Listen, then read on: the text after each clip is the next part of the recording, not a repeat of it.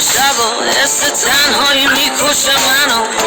میخوام یه کاری کنم که از این حالت لعنتی درام.